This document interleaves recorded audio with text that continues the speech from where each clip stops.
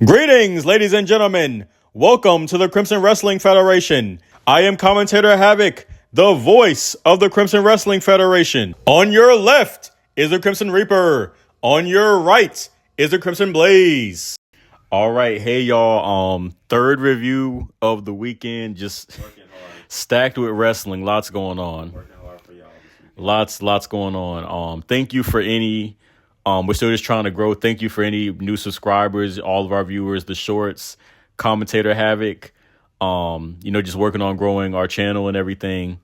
So I just want to say, I was pleasantly surprised by women's evolution. Like that was easily the best show, the best WWE show of the year.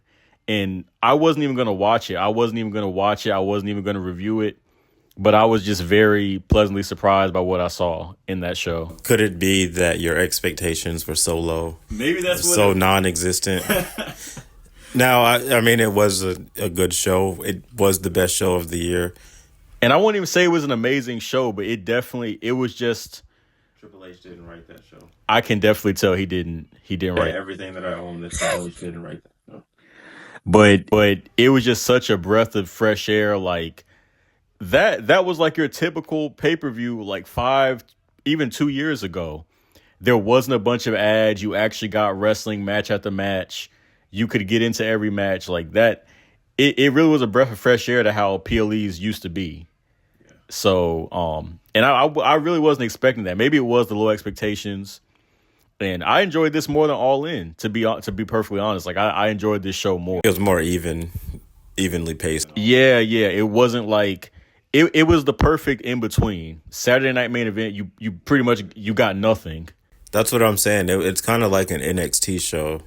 Like it felt like Shawn Michaels was booking. Yeah, I think he was. Like I kind of feel like Stephanie might have, because I feel like if this is her show, because she basically created this show. I just know it wasn't Triple. Did they have the credits at the end of the show? I think they put Paul Levesque regardless because he's the head critic. So he may not have actually written it, but they still put his name probably. Yeah. But yeah, like that was pleasantly surprising, and it's the perfect in between. It wasn't like AEW where every match is like 30 minutes long. Every match is 30 minutes to an hour long, and it wasn't like your usual WWE PLE card where you only have 5 matches and you barely get anything. Everything was greatly paced, like you always had a match.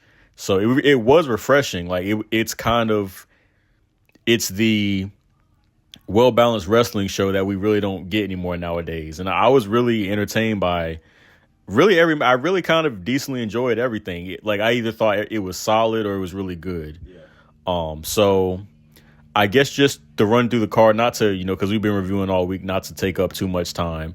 But the first one, what was it? Trish versus not Trish. It was triple. Yeah. So I wasn't really that interested in this feud to start with or in this match, but I think the crowd the crowd was hyped tonight. The crowd was on something tonight. They were hyped for. I've never in my life seen somebody get hyped for Charlotte Flair. I've never. I'm not saying she doesn't have fans. But I've never seen people in my life ever get that hype. Like, we want Charlotte. It kind of makes me think that the women should just have their own brand. Like, that was crazy. Because there is a demand to see women wrestling and then see it taken seriously. Like, tonight, it felt like, yeah, this is a novelty, but also, like, there is something here. Like, they do have a lot of talent on the roster. There is pent-up demand for, like, women's wrestling to not just be pigeonholed on Raw and SmackDown, like just give them their brand. Mm-hmm. I think this was an example of that. Yeah, I mean, they might have to do it because that was, So I did enjoy the Becky, Lyra, Bayley match. I think mostly for Becky. I think Becky elevated. Yeah. She pretty much elevated everything in this feud. And in fact, even as the heel, the crowd was mostly popping for her. So she really was getting like the most reaction in this match. But pretty good start to the show. Solid. What'd you think? Yeah, I'd give it like an 8 out of 10 as far as the rating. Like maybe the second best match of the year behind the triple threat at WrestleMania with Bianca and Io and Rhea Ripley. Maybe I just like triple threat. I don't know. Yeah, triple threats are great. Like honestly, a good amount of matches on this card you could argue are like the best matches of the year because we've been so starved. We've been so starved of great matches, a good show. So I thought it was good. I want to say around the same rating. I want to give it an 8 out of 10. So I think it was a pretty good opener. And then what came after that? Was it JC Jane? JC Jane. That I didn't care too much about that one, but it was decent. I didn't hate it. I'm not a big fan of what's her name? The Jordan Grace. Yeah, the wall. So I'm not a big fan of Jordan Grace. Like she's okay to me. And JC Jane, I don't care too much for her. The biggest draw of this match really was Mariah May / Blake. I wish she would have just stayed as Mariah May. I understand they had to change it, but Blake Monroe is a terrible. Yeah, Blake Monroe is that's a bad name, but it doesn't roll off the tongue like Mariah May rolls off the Rhea Ripley. They at least should have kept it like you know how they do with Elias. They make it Elijah. Why couldn't it be Mariah Monroe? Mariah Monroe, yeah. Like why Blake Monroe? But Triple H. But anyway, it was all right. I missed the Blaze caught the heel turn at the end. Like I didn't see it like live, but I get very subtle heel turn. Yeah. So she hit man, I forget everybody's name. She hit Jordan Grace with the belt, and then she took advantage. She lost the match from there. So I guess I'm interested about what happens in NXT after that. I guess if Jordan Grace and Monroe are gonna feud, and what's gonna go on with JC Jane's title reign. So kind of kept me curious, but not the best match. Yeah, I like JC Jane. I thought the match was okay. I don't really care for Jordan Grace. Yeah, I don't really see what. And I learned that she was 29 years old today. I'm surprised. I thought she was at least mid-30s. I thought she was at least 20 years older than what she is. Yeah. So they could release Jordan Grace, or they could bury Jordan Grace for all I care. I don't think she's a very good wrestler. I think she's decent. I think she's a good. She can be in like a Nia Jax, that kind of mold of wrestler. She's not even. She's like short and stocky. She's not like not as far as size, but I'm saying is like that kind of role. Like I can in that kind of mold of a wrestler, not a top women's star, but she can be a decent mid-carder sometimes in that role. So yeah. I think it's good to have a wrestler like Jordan Grace. Yeah, well, I'm happy JC Jane. So. Yeah. I'd give the match a 6 out of 10. Yeah, maybe 5 to 6 for me too. I didn't hate it, didn't love it, just very in between, probably 5 out of 10. So then my orders are terrible. And then what came next after that? You're the host of the show. I'm those. I forget what came after. I want to say Jade and Bianca and Naomi. Okay. Unless I'm missing something, but I think that came after. Yeah. I mean, it's hard to tell what was the crowd just being hyped for everything that happened and what was good. But I thought the match was passable. Like, I wasn't glued to the TV. I won't lie to you. Yeah, I thought I was wondering if, like you said, if Bianca was going to turn heel. Yeah. I was wondering about that, but solid match. I don't have too much to say about it. I thought they've had a decent feud and everything, and they're going to fight again at SummerSlam. Probably. So the trilogy. Trilogy. Yeah, I don't care for this feud, to be honest with you. And I guess we'll talk about Naomi cashing in. But Jade surprised me tonight. We have to give her credit. Like, she had a good, passable match. That's all you can really ask for. So good for her. Yeah. And then what was next? So the women's match, the women's battle royal. Yeah. This was kind of the highlight of the night for me. Great. I enjoyed this. I don't know why it really had me on the edge of my feet. I'm not gonna lie. I obviously was rooting for like Chelsea to win and stuff. I knew she wasn't. But, it was cool to see Chelsea. I'm surprised she even made it to the final 5, to be honest with you. I thought she would have been, thrown out immediately. Yeah. Stephanie Valkyrie, can't say it. Stephanie Valkyrie. She showed out, like did her thing, like, And I like how they used it for her basically to win the match. I did like that, too. I thought that was that's why I know Triple H didn't. Yeah, he's not that creative. He's not that creative. So Lash Legend, make them the future. Last Legend, I Stephanie, told you a couple weeks. Last Legend is the future of Dana wrestling. Parker, like that was great. WWE needs to hire Oh, me. I skipped Trish and Forgettable. I thought it was decent. I thought it was cool, and it was cool seeing Trish perform. Might be one of her last times, and I don't know. But I kind of it kind of was a tearjerker in a way, seeing the crowd. Thank you, Trish, at the end of the match. So could be one of her last matches, but it was cool to see. Well, her. it should definitely be one of her last matches. I wonder if it's her last one. Even I hope it's not her last one. But it could. She can still wrestle too. But it was decent. It was cool seeing her, out there again. The crowd, hyping them up and showing appreciation. Then her walking out. So that was pretty heartwarming, pretty wholesome moment in the show. Yeah, I'm sick of Tiffany Stratton. Yeah, I think that her being in the match with Trish Stratus is like, oh, Trish Stratus is way better than. It was way better when Trish Stratus was on top. And now we have this knockoff version who's not as good on the mic or in ring. So I think she's about the same in ring. It's just on the mic. On the mic, she's not. Not even close. Yeah, not even close. So, but yeah. So I enjoyed that too. And is there anything I'm skipping over? And I think right after that Battle Royal, of course. Oh, the Fatal 4-Way. Fatal 4-Way. Ah, yes. That was actually a top moment. That might have been match of the night. Raquel Rodriguez. Another person that I said is the future of WWE, and they show out again. WWE, you guys need to hire me as a scout. Yeah. Like, maybe they listen to the podcast. Yeah. But that's the I don't know how I skipped over. That's the crowd going crazy over Charlotte. They were going crazy. They were going crazy for this whole match. But I was at first kind of confused when I was seeing that it's a Fatal 4-Way tag match, and they only had 2 people in the ring at a time. Now I get the logistics of it. You can't have 4 people in there. I know that's harder. That's a harder match to work.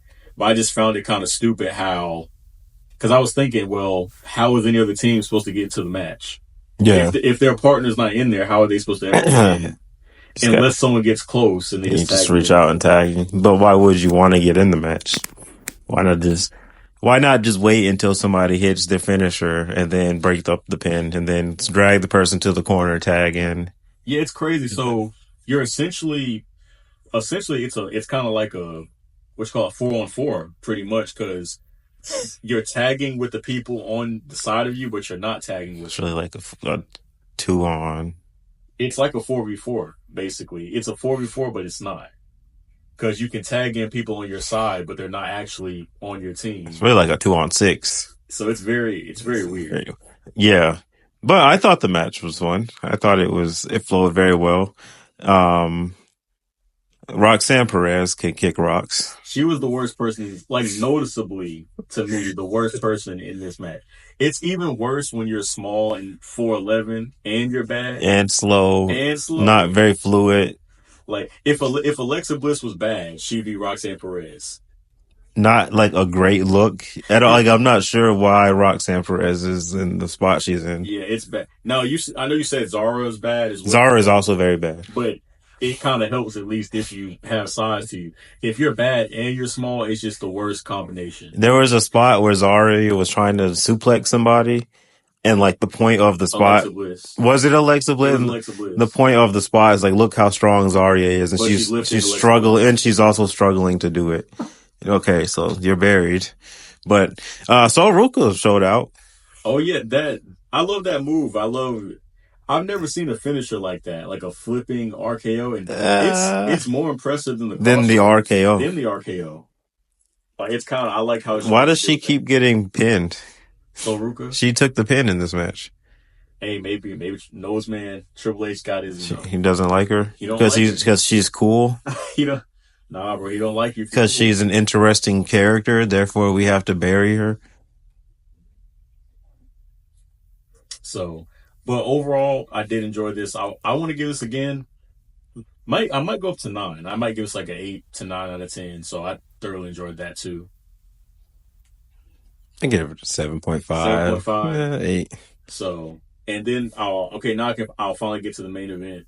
So Rhea versus Io. I know you didn't see this match because I know you weren't interested because, Io hasn't wrestled, It's ridiculous. since It's absolutely absurd. She hasn't done anything since WrestleMania. she hasn't wrestled since, That's the April. 1800s That and was centuries. April, May, June. That was 4 months ago. Why should anybody care? Like, and no, I'm gonna rant now because they made this match. What they should have did was never took the title off of Io at WrestleMania 40. Had her do this crazy run, and then you could have had Rhea Ripley in a bunch of storylines without the title for the last year. So now we're building up Rhea, and then you have this situation, and then you have Naomi cash in. But instead they did it haphazardly. It's been a mess. And so I don't care about the match. I didn't care about the match. And what trips me out is they went out of their way to put Io in that triple threat. It was really supposed to be just Rhea and Bianca. Right. But they went out of their way to put Io in the match. And then do nothing with her. Nothing. Like, so what was the point? It's nonsensical. But speaking of someone, but I did enjoy this match. It actually was, it was really interesting. So, there was, of course, there was a ref bump, and I kind of like how they built it up. It's not the greatest story, but I like how they built it up. Is like Io's this one person that Rhea can't beat. Yeah. And during the match, it's like she got frustrated. I thought she was going to turn heel, honestly. She kind of got frustrated because, so, they do the whole spot like, oh, she would have lost, if the ref was there. And, Rhea's getting frustrated because that was like her opportunity. And they kind of sold it as like, oh, this is Rhea's like bad luck. And she was kind of crashing out. Like, she took Io into the crowd, and they were fighting in the crowd and stuff. Io she jumped off like those little cases and stuff. It was a big drop. It might have been like 15. I don't know how many feet really, but it was a pretty high drop. And then surprisingly, of course, Naomi cashed in, which was pretty shocking. I thought for sure she was going to cash in on Tiffany or someone related on SmackDown. But that was a banger match in my opinion, and it was really wholesome too. I liked how, I know we talk about like, oh, respect. We hate respect, or I respect you.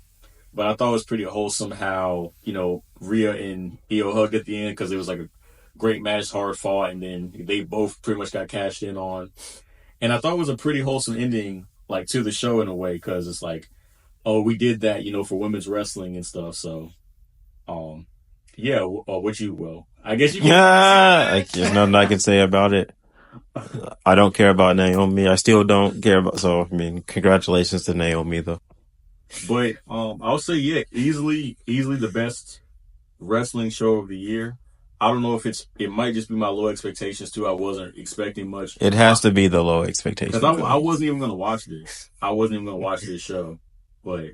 And just the fact that there weren't a bunch of ads or stupid endings or roll-ups all over the show. I mean, it's really a low bar. Like, considering every other PLE this year. Yeah, it's crazy. 10 years ago, even 2 years ago, that's a normal PLE. You don't have a bunch of ads and all these gaps in between 4 matches. It flowed. Everything just goes after the other. You might have Stephanie talking next match. Stephanie talks next match. So even 2-3 years ago, that's a run-of-the-mill pay-per-view that nobody ever talks about. In 2025, it's the best PLE of the year. It's crazy. By far. It's not even close. I don't know. It's better than WrestleMania. Yeah, that is crazy. It was better than WrestleMania. I can't believe I'm saying that, but yes, it was. Easily. Not even arguably like, you know what, this is better. No, it was easily like better than WrestleMania. From beginning to end. Everything was way better than everything else on WrestleMania. There was nothing on WrestleMania. Nothing happened on WrestleMania that was better than anything that happened on this show. You could argue the triple threat, the Rhea. You could argue that, but obviously as a whole, this show was better. And me personally, this is really the first show. I've thought some stuff was decent or passable. Again, not great. But this is this first show that I probably really enjoyed since Elimination Chamber. Like, since that Cena heel turn and that night of Elimination Chamber. So this is probably the first show I've enjoyed since then. So yeah, props up to women's wrestling. Move forward, get your own show. You did it. Make Evolution your own. Make it a brand. Yeah, make a whole brand. And also, misogyny doesn't exist because the men though in the crowd were going The crazy. men were 80% of the crowd. Step up, ladies. Where you Yeah, at? the whole crowd. Like women don't support women's wrestling. I don't think they're gonna cancel you. You gotta edit that out. No, I'm not. It's the truth. We saw nothing but men in that crowd. More women went out yesterday to watch Goldberg. And I bet that's a fact. More people went out yesterday to watch 60-year-old 60-year-old Goldberg than support women's wrestling. Stephanie Valkyrie. And it was a better show. Way better show. That's not even.